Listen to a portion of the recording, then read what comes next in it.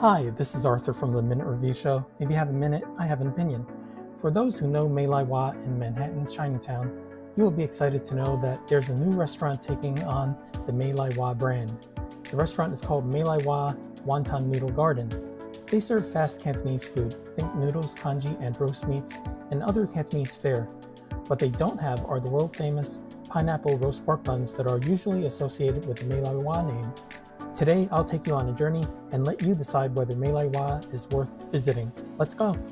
Okay, let's take a look at the MEI LAI Wonton Noodle menu. And according to this, this restaurant has been open since 1964. And they specialize in wonton noodles. Now, let's take a look at the first page. We have a whole bunch of pictures. And there doesn't seem to be a theme here. It seems to be an assortment of entrees and also appetizers. So you can see they have items like this: salt and pepper, squid. Next we have some more entrees, and there's some noodles. There's some Peking pork chop, and also we have the roast pork and the roast duck. So those are two types of roast meats that they have on offer. And here's a bunch of fried items, and here's some examples of some of the noodles that they offer here. Next we have some special dishes.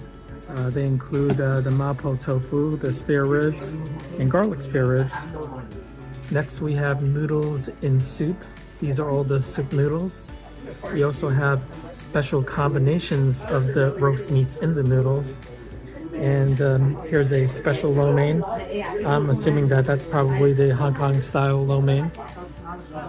Next we have the Cantonese style lo mein. Oh, okay. Now it says soup on the side, so this is actually the Hong Kong style lo mein. And as you can see, this menu is huge. Next we have the fried rice dishes, steamed rice dishes, which are basically fried meats with gravy over rice. Next we have some appetizers, and we have dim sum. And finally, we have cold drinks, special chef suggestion dishes, and we have rice noodle rolls and casserole, basically rice noodles in a casserole with some roast meats thrown on top. Today I'm back in Chinatown, and I'm at a place called MEI LAI Wonton Noodle.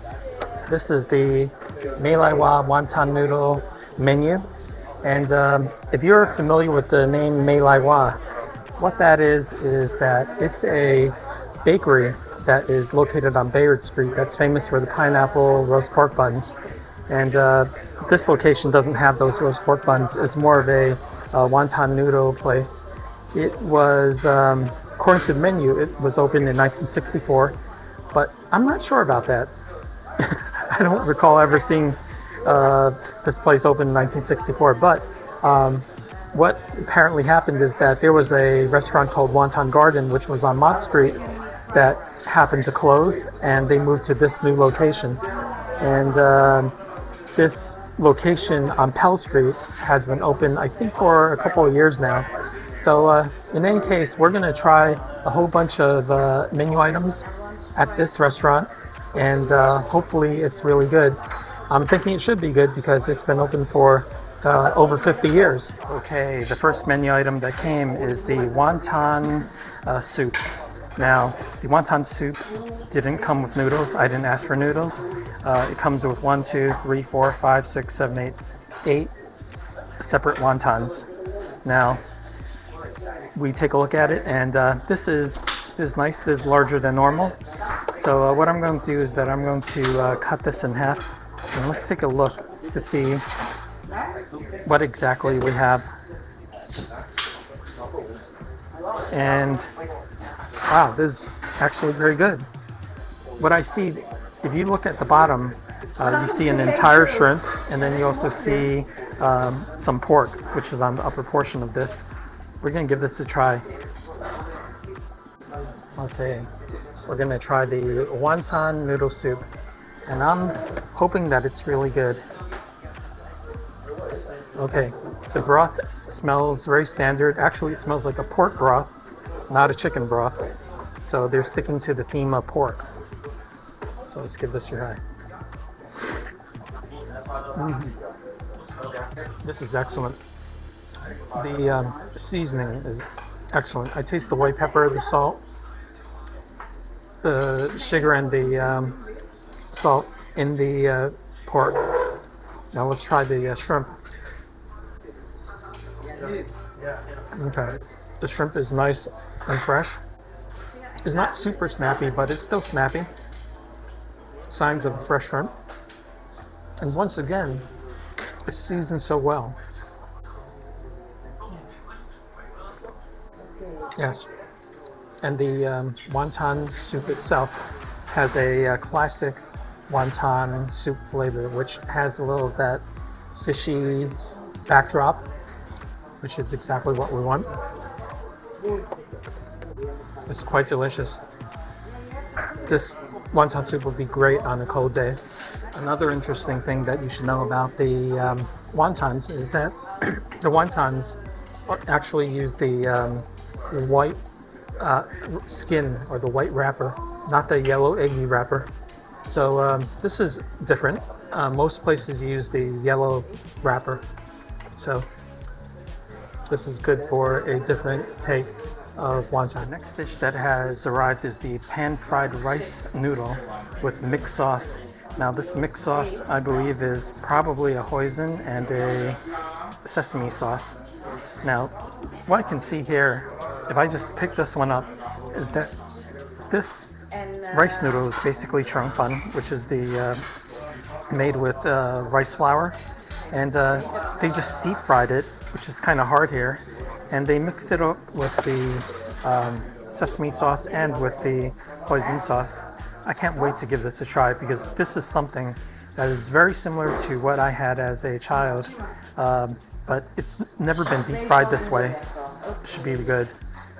Okay, the next item I'm going to have is the rice roll, the deep fried rice roll with the sesame sauce and I believe the hoisin sauce. Let's give this a try. Wow. Wow. This dish really gives me great memories. Because I remember way back when in Chinatown, there were carts on the streets where you can order a pint of rice rolls, usually steamed, always steamed actually, with this type of sauce on it. Now, I love the new way that this is made, that it's deep fried. It gives it texture and added dimension. And the sauces taste very traditional, like the ones that I've had as a child. And the sesame sauce is earthy. The hoisin sauce is nice and sweet. And the contrast makes this a delicious dish. Not to mention that for $7, they give you a large portion. So this is a good dish. Okay, the next dish that I have is the roast pork, the tasio. And from what I can see, this tasio is not red. It's not like a bright red color, but you can see immediately from here that there's a lot of marbling. This is good tasio yolk. This is good roast pork meat. Plenty of marbling in here. And they also add a little sweet sauce here, from what you can see over here. So we're going to give this a try very soon. Okay, next dish we're going to try is the tasio, which is the roast pork. Now, as I had mentioned before, this is well marbled, but look at the color of the middle of the tasio. It looks like whatever the marinade was, it penetrated all the way through. So let's give this a try. Now, how can I describe this? I'll describe this as roast pork candy, because it's definitely sweet. It's definitely penetrated to the center of the roast pork, but also it has a lot of the other telltale signs of roast pork flavor, which is, I believe, the bean curd that's sometimes added to the roast pork. So it has a strong salty and sweet flavor. So they're not skimping on the flavor here. I suspect the reason why they make it this way is because the roast pork is probably going to be put into soups, and you want the roast pork to have that concentrated saltiness and sweetness. So there's nothing wrong with eating it this way, but I know why they make it this way. The next dish that we have is the roast duck. Now this is the traditional Cantonese roast duck. Now let's take a look at what piece they gave us. Okay, they gave us a leg piece. This is a leg, and over here, this appears to be a breast piece. Okay, you can see that it's part of the breast. And as with most roast ducks, you're going to have the lacquered skin over here. And what's interesting here is that they added a sauce. See over here. I'm not sure what that sauce is. I'm going to give it a try and I will let you know. This looks very promising. Okay, next dish I'm going to have is the roast duck. No, this is the roast duck. Now, I'm going to have the breast piece because I believe I could get a nice representation of the quality by eating this type of piece. So let's give this a try. So much oil. This duck is amazing. Good Cantonese roast duck. Flavor totally penetrating into this breast. And there's a layer of fat right under the outer skin. And when I bit into it, it literally exploded. The oils literally exploded from under the skin. This is really delicious. So savory and so pleasant to eat. Our final dish for today is the Hainanese chicken. This is the Cantonese version of Hainanese chicken. It comes with the poached chicken. This appears to be a lot of white meat. And here's some dark meat over here. So dark meat and white meat. There's also a bunch of choy sum on the bottom, which is Chinese vegetables, Chinese greens. And it comes with a bunch of rice. I'm not sure. I can't tell whether this is cooked in the chicken broth. When I eat it later, I will let you know if it has that telltale sign of Hainanese chicken rice. Finally, it comes with a ginger and scallion mixture and also a vinegar sauce. Now, I'm not sure if this is a sweet vinegar or just a sour vinegar. We're going to give that a try also. Finally, we're going to try the Hainanese chicken rice. Now, I'm going to break this dish down into three components. The chicken with the sauces and the rice. So we're going to take this white chicken and put the ginger and scallion sauce on. Let's give this a try. There it goes. Put it right on top of the chicken. And let's give this a nice bite. It's very nice. For those of you who know what white cut chicken is, the Hainanese chicken rice is definitely white cut chicken, Cantonese style. There are different styles around the world. There's the Malaysian style, the Thai style, Hainanese chicken, but this one is the Cantonese style, which is, I would say, I don't know, I would say it's a little drier than the ones that are in Malaysia and Thailand, but it's still good. The meat is well cooked. I wouldn't say dry, but is well cooked, and it's good. It's just a white cut chicken flavor, so nothing super special about it, and there's just enough salt to give it some flavor. Okay, I want to say something about the ginger and scallion sauce. What's interesting about the sauce is that it's not minced like crazy. There's actually chunks of ginger and chunks of scallion in here, so they didn't cut it so much that it becomes a paste. So this is a little different than most places. Very good. Next, we're going to try the chicken with what looks like vinegar. I don't know what it is, but I'm going to dip it in here and try this. This is nice. I actually prefer that sauce over the ginger scallion. This one has heat. There's some pepper in there, and there's also some garlic in here, and the sauce itself is sour and sweet. I've never had Hainanese chicken with this type of sauce before. That's the Cantonese Hainanese chicken. So this is a nice change of pace, and actually is really tasty. I prefer this sauce. the final component of the Hainanese chicken is the rice. Now let's give this a try.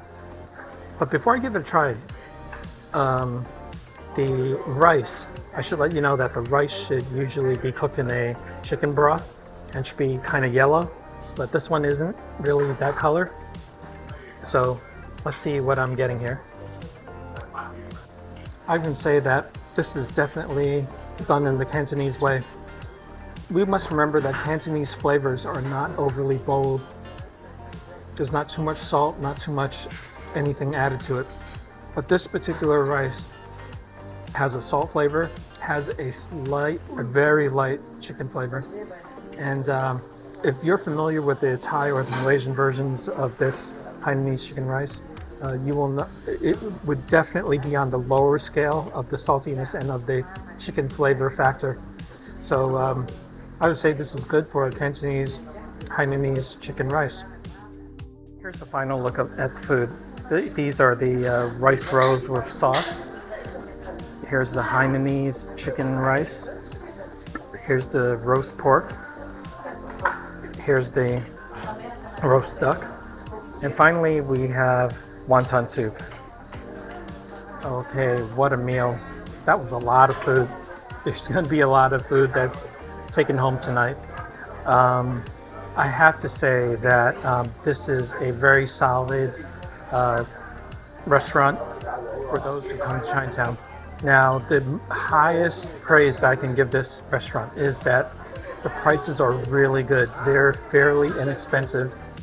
You won't go to Midtown Manhattan, you won't go anywhere else in New York City that could compare to prices like these.